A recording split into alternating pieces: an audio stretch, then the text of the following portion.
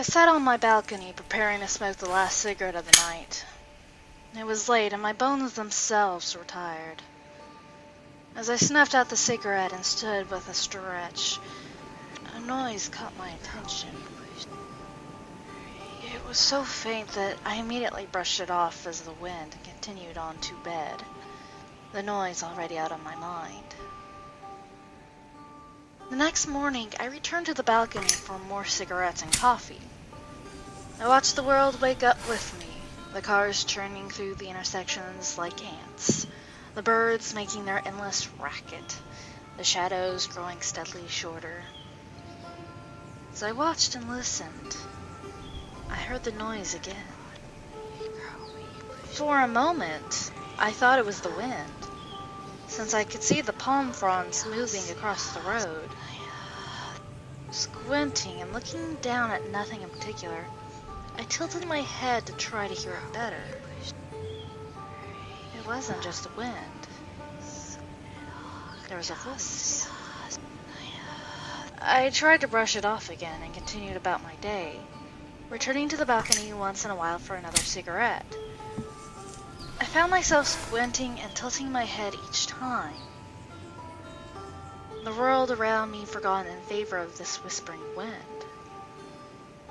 I couldn't understand what it was saying. It was like a voice on the television in a room down the hall, stifled by 3 or 4 walls between us. No matter how much the noise around me died down, it was still so quiet. I had another cup of coffee along with my lunch, another cigarette to smoke, and that damned wind to keep my company as I sat on this damned balcony. I felt strange.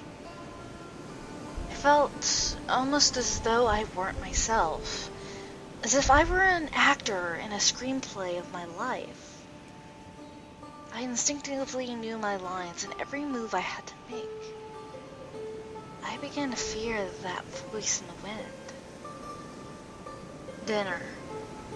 I still sat on the balcony as I ate. I didn't want to eat, I just knew I should. I wasn't even sure that I was eating, but I still ate it out of necessity. I lit my cigarette and listened intently. I'd hear what that voice said. I must hear this voice.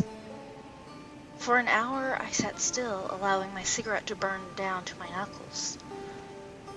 I didn't move as I felt it sear my flesh. I would hear this voice. I would hear this voice and it would tell me its secret.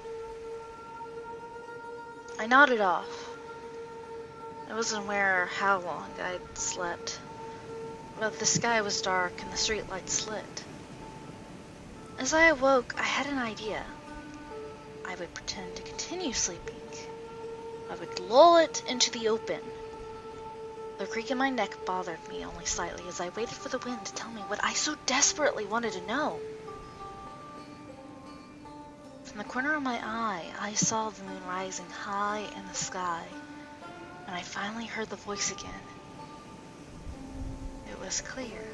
No longer 3 or 4 rooms away, it was just on the other side of the wall. I could hear it. I could hear the words. My internal celebration was cut short, however, when I finally heard the secret the wind had been keeping from me. The antipsychotics appear to be working, Doctor.